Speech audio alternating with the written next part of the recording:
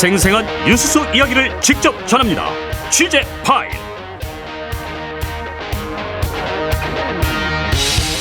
장윤선의 취재 파일 시간입니다. 오늘도 발로 뛰는 취재 장인 장윤선 정치 전문 기자와 함께하겠습니다. 어서 오십시오. 네, 안녕하세요. 제가 KBS 더 라이브 출연할 때 뉴스 장인 막 이래가지고 곰탕 그 꼬리곰탕, 예, 꼬리곰탕 뉴스 네, 저도 했었던 봤었습니다. 예, 생각이 나네요. 그 요리사 복장 입고 네, 매주 네. 입고 이렇게 출연을 네. 하시더라고요. 그런데 제가 요새 현장 취재 굉장히 많이 다니는데 현장에서 더 라이브 너무 아쉽다는 말씀 많이 하세요. 그 즐겨 보셨던 분들 많으셨던 거죠. 예, 밤에 너무 재밌게 봤는데 그건 도대체 왜 없앴대요? 뭐 이렇게 물어보시는 분도 계시고. 아이고. 그거 남의 방송 와가지고. 죄송합니다. 예, 여기는 아닙니다. 평화방송. 예, 여러분 김혜영의 뉴스공감. 예. 네. 구독, 좋아요, 알림 설정. 예, 지금 눌러주세요. 네. 네. 제가 발로 뛰는 취재장인이라고 더 소개를 해드린 이유가 뭐 저도 선거 취재 해봤습니다만 판세나 추이 분석뿐만 아니라 이 현장에서 직접 듣는 민심도 굉장히 중요하잖아요. 맞습니다. 그래서 오늘은 이 얘기로 문을 열어보려고 합니다. 총선 앞두고 정말 전국 곳곳을 돌아다니면서 민심을 직접 들으셨더라고요. 예. 유권자들로부터 가장 많이 들으신 얘기 어떤 겁니까? 대파. 대파 얘기 제일 많이 하셨고요. 그리고 제가 어제는 양평에 갔었거든요. 예. 근데 양평에 한 단에 875원이라고 우리 대통령께서 말씀하셨잖아요. 예. 그런데 대파 농민들이 그 대파를 묶는 값 있잖아요. 대파를 이제 수확해서 끈. 한 단씩 묶어야 되잖아요. 네. 시장으로 나가려면 그거 묶는 값이 500원이다. 예. 그거 하나 묶으면 500원인데 무슨 870원 말도 안 되는 얘기한다. 이런 말씀들을 하시는 거에서 대파 하나 묶는데 500원이구나. 예, 저도 몰랐네요. 예, 저도 현장 취재 가서 처음 알게 된 내용입니다.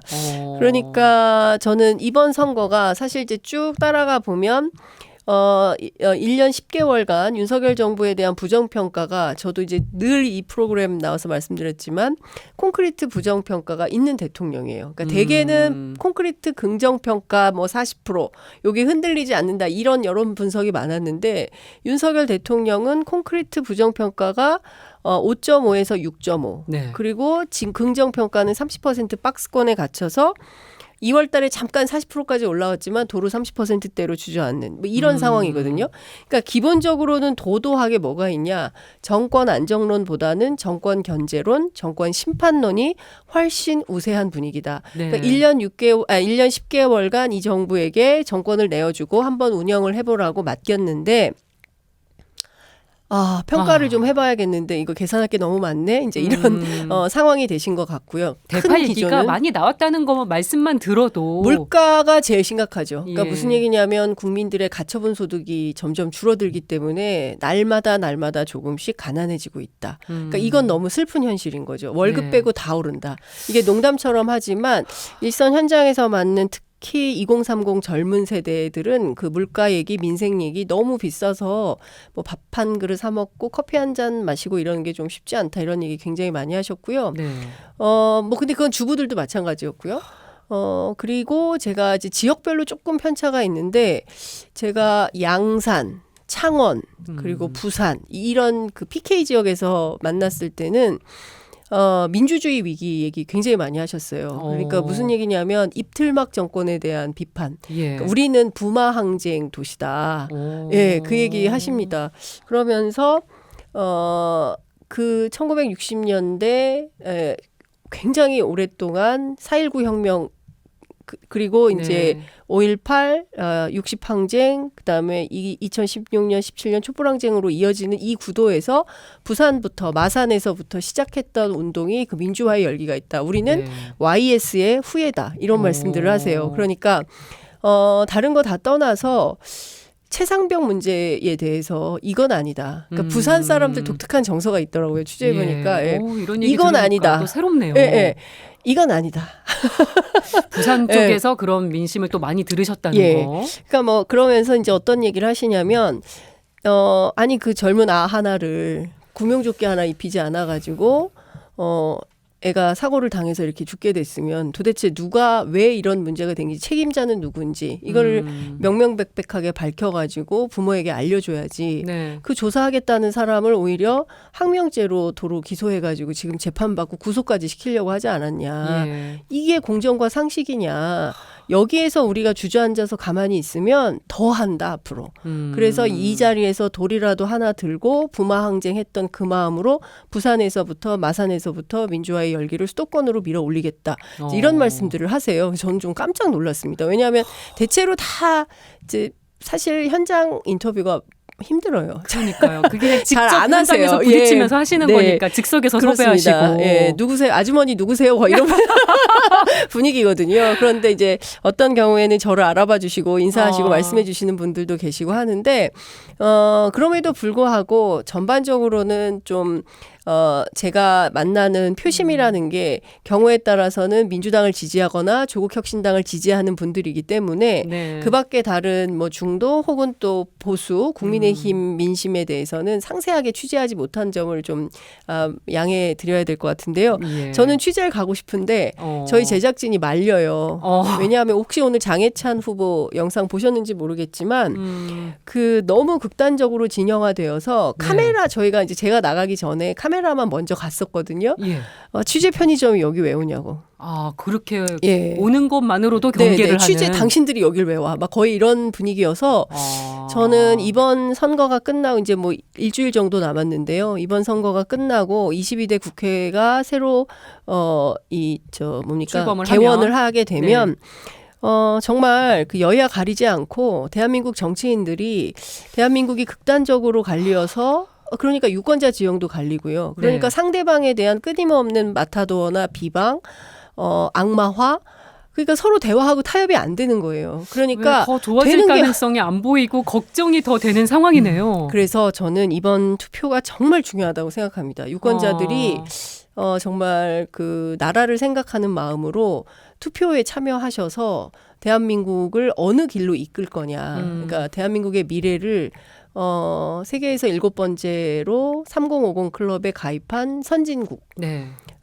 그리고 세계 6대 국방력을 가진 군사력을 가진 국가. 그리고 OECD 11대 경제대국. 그 선진국에 걸맞는 문화 수준. 네. K-팝, 뭐 K-드라마, 뭐 이런 것들. 그리고 거기에 덧붙여서 사실 민주주의도 상당히 눈부신 민주주의 발전을 보여서 2016년, 2017년에 독일, 유럽의 언론들이 앞으로 민주주의 배우려면 한국 가야 된다. 주목을 했었는데 예. 지금은 오히려 지수가 떨어진 상황. 지금은 스웨덴 민주주의 연구소에 따르면 폐쇄적 독재 국가로 가고 있고 우리가 0.65점을 받았어요. 그러니까 1로 갈수록 그 민주적이고 0으로 갈수록 안 좋은 건데 지금 이런 상황이 됐다. 저는 이제 정치인들이 정말 절박한 심정으로 민주주의와 인권 뭐 이런 것들을 좀 평화 네. 이런 의제들에 대해서 정말 성찰적 자세로 좀 들여다봐야 되지 않을까라는 생각. 저는 현장에서 너무 사나워가지고요. 아예 취재를 갈 수가 없어요. 네, 말씀 들으니까 좀 상황이 더 심각하게 느껴지기도 네. 하는데 그 연령별 반응에도 차이가 있었는지도 좀 여쭤보고 싶어요. 왜냐하면 맞아요. 네. 오늘 많은 신문들이 2030 표심에 주목을 해야 된다. 맞아요. 뭐 4050은 진보, 6070은 보수로 좀 구별이 되는 양상이어서 2030이 총선에 키를 줬다. 이런 분석이 꽤 많더라고요. 그런데 4050, 60인 것 같아요. 그러니까 4050, 60 세대가 그러니까 586 그러니까 뭐 예전에 학교 다닐 때 100만 하고 이렇게 그러니까 1987년 6월 항쟁을 겪었던 그 세대가 이제 60대거든요. 예. 그러니까 이 세대들은 아직도 민주화에 대한 열망이 있고 우리가 어떻게 만들었던 나라인데 민주화인데 이거 여기서 후퇴하는 거 납득할 수 없다 해서 20대, 30대 아들, 딸을 데리고 나왔는데 시어머니를 모시고 나온 며느리 그다음에 엄마 손에 이끌려서 지하철역에서 잡혀가지고 나온 아들 네. 엄마와 아들, 시어머니와 며느리 뭐 그리고 엄마와 딸 딸은 정말 가기 싫은데 엄마가 야, 꼭 가야 돼. 이래가지고 엄마가 데리고 온 케이스도 있고요. 그러니까 예. 대체로 이렇더라고요. 근데 어머니들이 훨씬 더 열정적이다. 아버지들도 마찬가지고. 그러니까 그러니까 5060 세대가 대단히 열정적이더라. 현장에서 만난. 그리고 40대는요. 제가 초반부터 말씀드렸지만 이거는 가장 보수적인 갤럽 여론조사만 보더라도 완벽히 등 돌린 정권이에요. 40대로부터 좋은 점수를 거의 못 받고 있어요. 왜냐하면 사실 40대가 중추거든요. 한국 사회에서 중추 세대에 해당하는데 이 사람들이 살기가 너무 힘든 거죠. 네. 물가가 높죠. 유가도 지금 다시 또 출렁이기 시작하죠. 이자 부담 너무 높죠. 집 마련하는데 어려움이 있죠. 자녀 키우는데 거기다 부모님 보양해야 되죠. 네. 회사에선 선배 눈치 봐야 되죠. 후배들 치받고 살 수가 없는 40대다. 네, 제가 40대여서 제 얘기 지금 하시는 것 같아요. 네. 40대가 너무 괴롭다. 그래서 40대가 굉장히 진보적이더라. 이런 말씀 드리고 2030은 제가 현장에서 그러니까 지지층이 모여 있을 때는 제가 좀 멀찍이 떨어져요. 그래서 왜냐하면 다 똑같은 말씀들 하실 테니까 네. 멀찍이 좀 떨어져서 이제 지하철역이나 잘 응답률은 낮더라도 그쪽을 막 찾아가거든요. 네. 그러면 대체로 젊은 분들께 마이크를 많이 드리려고 해요. 그러면 말씀들을 잘 안 하세요. 네, 말하기 싫어하고 그리고 정치에 대한 혐오가 또 있고 이번에 어제 만난 청년은 그랬어요. 이번 선거에서 반반 했으면 좋겠다는 거예요. 그래요? 그래서 왜 그런 생각하십니까? 그랬더니 반반해야 서로 나눈다는 거예요. 오죽하면 그런 얘기를 그렇죠. 했을까 싶네요. 예, 그러니까 누구도 이렇게 다 all or nothing 게임이니까 누구도 다 가져가는 거 원하지 않는다. 이런 얘기 벌써 이제 견제 심리 뭐 이런 게 생기는 거죠. 그리고 2030 세대들이 많이 하는 얘기는 아이도 낳고 싶고 결혼도 하고 싶다. 네. 그런데 지금 나 하나도 감당하기에는 벌이가 좋지 않기 때문에 지금은 내 한 사람이 연명하기 바빠서 네. 결혼도 출산도 뭐 계획하기 어렵다. 그러나 나도 아이 낳고 행복하게 살고 싶다. 이런 말씀들을 하실 때 각박한 현실입니다. 진짜 전 눈물이 났어요. 그 20대 30대 여성 직장인 병원에서 근무하시는 분들이었는데 네. 절절하게 말씀들을 하시더라고요. 그리고 이제 대학생들 그리고 또 뭐 지금 아직은 구직 활동 중인 20대 청년 네. 뭐 이런 분들은 진짜 우리가 뭐라도 해줄 수 있으면 좋겠다. 청년들이 너무 경쟁에 많이 치여 있고요. 네. 그러니까 고등학교에서 대학 가는데도 너무 힘들고요. 그러니까 우리 때는 그래도 먹고 대학생 뭐 이랬었는데 대학 가서도 대학원 가거나 학점 관리 제대로 안 하면 취직하기도 어렵고요. 네. 그리고 좁은 일자리가 많지 않고요. 사실 이거 다 어른들 책임이거든요. 계속 허들이 높은 거예요. 그렇습니다. 그래서 김진 전 중앙일보 논설위원회 주장 같은 경우는 동의하기가 어렵죠. 무슨 그러니까 지금 청년들이, 논란이 예. 일고 있습니다. 무슨 그런 노인이 구한다 이런 말씀을 하십니까? 결국은 이제 노인들의 투표 참여를 독려하기 위한 캠페인으로 보이는데 매우 부적절한 발언이라고 생각합니다. 이 시점에서 네. 판세 짚어보겠습니다. 많은 분들 궁금해하실 텐데 저희 막 광고 나갈 때까지 숫자 써가면서 계속 계산하고 계셨어요. 네. 일단 여야 대표들이 언급한 판세부터 한번 준비된 음성 들어보겠습니다. 박빙으로 저희가 분석하는 곳이 전국에 55곳이고 그중에 수도권이 26곳입니다. 초박빙 지역에서 이기면 국민의힘이 여러분이 반드시 승리합니다.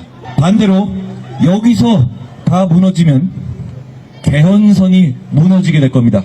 50개, 49개 선거구가 누가 더 많이 투표에 참여하느냐로 몇십 표, 몇백 표, 많아봐야 천몇백 표를 결정합니다. 지금 국민의힘 한동훈 비대위원장 그리고 더불어민주당 이재명 대표의 말을 차례로 들어봤는데 공통적으로 한 50석 정도가 박빙이라고 보는 건 좀 비슷해 보이거든요. 맞습니다. 예. 그리고 사전 투표도 또 적극 독려를 하고 있고 네. 현재 기자님이 분석하신 판세는 어떻습니까? 제가 분석하는 것은 아니고요. 여론M이라고 MBC가 만든 그 여론조사 포털 사이트가 있어요. 아주 예. 잘 만들었습니다. 그러니까 누구나 궁금하시면 들어가서 우리 동네는 누가 어땠을까 이렇게 그 클릭하고 들어가시면 그 동네 그동안 있었던 여론조사 데이터가 다 나옵니다. 그러니까 누구든지 쉽게 여론 M 이렇게 들어가시면 되는데요. 그 내용을 토대로 이렇게 쭉 보면 그 안에 보면 조사가 아예 없는 지역들이 있어요. 예. 이 지역은 여론조사가 단 한 번도 이루어지지 않았습니다. 이렇게 대충 보면 민주당이어서 안 했구나. 국민의힘이어서 안 했구나. 이런 게 좀 보여요. 그러니까 예. 굳이 하지 않더라도 추세는 확인할 수 있는 뭐 그런 정도의 것들을 보면 최근에 국민의힘이 이번 주에 다시 바닥을 찍고 소폭 상승하고 있는 흐름이다라고 국민의힘 관계자들은 설명하고 있습니다. 예. 그래도 100석이 안 돼요. 98석 지역구 말씀드리는 겁니다. 예. 그리고 민주당의 경우는 그 본인들은 이제 151석이라고 이재명 대표가 목표 의석을 밝혔고 한병도 의원이 지난번에 110개 정도인가 이 정도 네. 플러스 알파 요 정도 이제 상황실장 분석을 했죠. 예, 김민석 상황실장 분석을 했는데 근데 이 데이터를 쭉 놓고 보면 한 155개 예, 플러스 알파가 나오고요. 이 중에서 뭐 그 저건 빼고요. 비례 의석은 빼고 지역구만. 그리고 아마도 세종에서 김종민 의원이 당선된다면 새로운 미래가 한 석. 그다음에 부산 연제에서 파란이 일고 있는 이제 좀 네. 이따 연결한 노정현 후보. 분위기가 저도 취재 갔었는데 분위기가 아주 좋더라고요. 네. 앞질렀습니다. 그러니까 노정현 후보는 민주당하고의 단일화 경선을 했는데 이겼어요. 민주당을 꺾고 진보당 후보가 올라왔어요. 그리고 여론조사에서도 앞서고 있어요. 예, 김희정 후보를 앞서고 있어요. 예. 그러니까 그동안 없던 현상입니다. 부산에서. 근데 예. 이 지역에서 노정현 후보가 만약에 당선된다면 진보당 한석이 되는 것이고요. 그리고 무소속의 최경환 후보가 경북 경산에서 뛰고 있는데 제가 경산에서 오신 분을 창원에서 만났어요. 예. 근데 그분이 뭐라고 본인은 경산에 사는 드문 진보입니다. 그렇게 표현을 하셨어요? 예. 그리고 잘 이런 얘기 못 해요. 우리 동네에서. 그러니까 경산에서는 자기가 가지고 있는 그 정견을 말할 수 없다. 샤이 진보. 그렇죠. 샤이 진보죠. 그래서 이제 그날 말씀하신 최경환 후보가 무조건 당선될 가능성이 높다. 이제 이런 얘기를 하세요. 그래서 쭉 종합을 해보면 전반적으로 박빙 지역이 40개에서 50개 정도 되고요. 여론조사 아예 자체가 없는 곳들이 있고요. 예. 그 밖에 지금 세게 붙어 있는 곳들이 인천 미추홀, 그다음에 동작, 서울로 치면 동작을, 그다음에 예. 부산은 해운대 갑, 그다음에 이제 그 서울도 강남 갑고, 그리고 서울의 송파갑. 대체로 이제 수도권에 이제 박빙 지역이 이런 데는 아마 새벽 3시, 4시까지 봐야 될 것 같아요. 예. 용산도 매우 붙어 있습니다. 그러니까 지난번 21대 총선, 2020년 총선이죠. 그때 인천 미추홀에서는 그 민주당의 남영희 후보하고 그때는 무소속이었어요. 예. 윤상현 후보. 둘이 이제 승부를 했고 176표인가 차이로 윤상현 후보가 이겼어요. 정말 끝까지 예, 가봐야 알 수 있었던 그 용산도 선거였군요. 마찬가지 876표 차이로 아마 권영세 후보가 이긴 걸로 알아요. 그래서 이번 선거에서도 아마 이런 지금 말씀드린 이런 지역구들은 끝까지 봐야 된다. 그리고 지금 중요한 건 지역구는 이렇고 이제 네. 비례 의석을 어떻게 할 거냐. 이거는 완전히 이제 예측의 영역입니다. 왜냐하면 그날 첫 번째 일단은 재외국민 투표는 굉장히 높아요. 가장 66% 최고치로 나왔죠. 역대급으로 높아요. 네. 그런 건 무슨 얘기냐면 일단 분노, 화가 많이 나셨다. 이제 이렇게 볼 수 있을 것 같고요. 내일하고 내일 모레 진행되는 사전 투표가 네. 어느 정도 진행될까? 그리고 굉장히 중요하죠. 그리고 더 중요한 건 이제 본 투표에서 최종 투표율이 과연 지난번엔 66% 됐는데 민주당에서는 예컨대 65%만 넘으면 기준점으로 굉장히 보고 있더라고요. 크게 이길 수 있을 것 같다 이제라고 얘기를 하는데 중요한 거는 투표율인 것 같습니다. 예. 제가 재밌는 얘기를 들었는데요. 그 베트남에 진출한 한국 기업의 법인장을 하시는 분을 제가 그 재외국민 투표하신 다음에 그 페이스톡으로 연결해서 인터뷰를 했거든요. 예.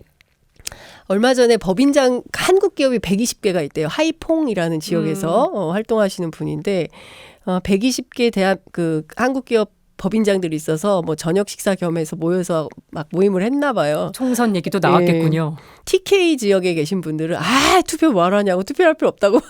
진짜 그렇게 네, 얘기하셨대요. 그렇게 얘기하시고, 그러니까 그리고 또 연세가 60대 이상인 분들은 투표 안 해도 된다 이런 분위기고, 4050들은 투표 안 하면 죽는다. 꼭 투표해야 된다. 이제 너무 이런 다르네요. 예, 이런 세대 간 또 지역 간 이런 격차가 있더라라고 말씀해 주셨는데 한국에서만 이런 줄 알았더니 베트남에서도 거기서도 그런 세대 분위기가 갈등, 지역 느껴졌다는 거. 갈등이 있구나. 제가 그 얘기를 듣고 한참 웃었습니다. 네, 저희가 시간이 많이 지나서 네. 빨리 오늘 오후에 있었던 윤석열 대통령과 전공희 대표의 만남도 간단히 좀 짚어봐야겠습니다. 네. 의정 갈등의 실마리가 좀 마련될 수 있을까 기대를 해봤었는데 네.